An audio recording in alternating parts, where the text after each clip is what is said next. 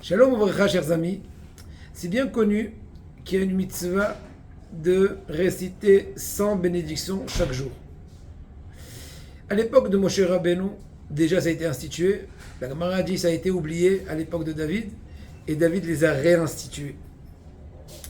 Il y avait une espèce d'épidémie, il y avait beaucoup de morts tous les jours. David a reçu des messages des cieux, a réinstauré d'être scrupuleux, de rester sans brachot, sans bénédiction chaque jour.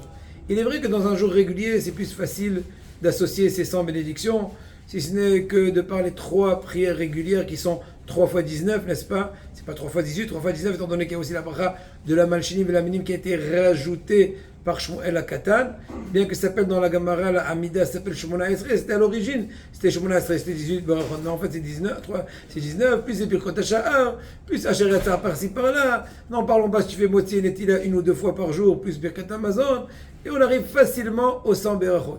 Mais le Shabbat, étant donné que nos sages ont instauré de raccourcir le nombre des brachot dans la Amida pour des raisons de ne pas trop alourdir sur le public, donc on se trouve automatiquement manquant de brachot. Donc il y a Inyan de multiplier un peu plus de brachot, que ce soit brachot de Samim ou tout autre.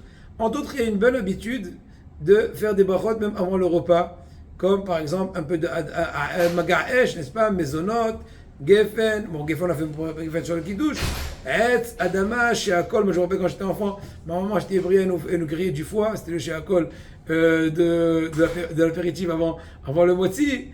Bon, c'est vrai, c'est bien beau, c'est extraordinaire, mais déjà, première chose.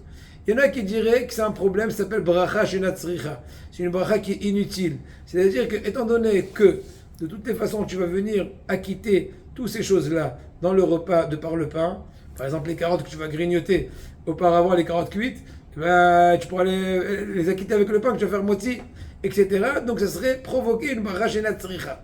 Il est vrai que si on utiliserait des amandes ou des cacahuètes, chose qui n'est pas exemptée par le pain parce qu'elle n'est pas censée accompagner le pain, ce serait une bonne idée. Mais encore, il y a un autre problème.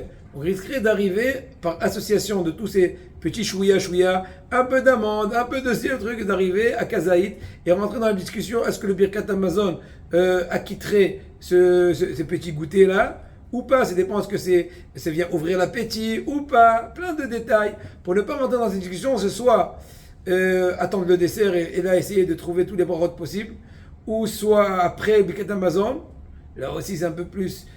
Mais encore, le Rahim HaKadosh dit, en tout cas, que le minhag des Marocains, bien connu aussi, beaucoup de Sfaradim, de faire les brachas, ça ne fait pas bracha shenat tzricha. Pourquoi? Parce que c'est quoi bracha shenat tzricha? C'est une bracha qu'on n'a pas besoin d'elle, qui est inutile. Or, ça c'est vrai quand elle est complètement inutile. Or, le fait que j'ai besoin d'associer 100 brachot, c'est d'utilité suffisante pour permettre de causer une nouvelle bracha.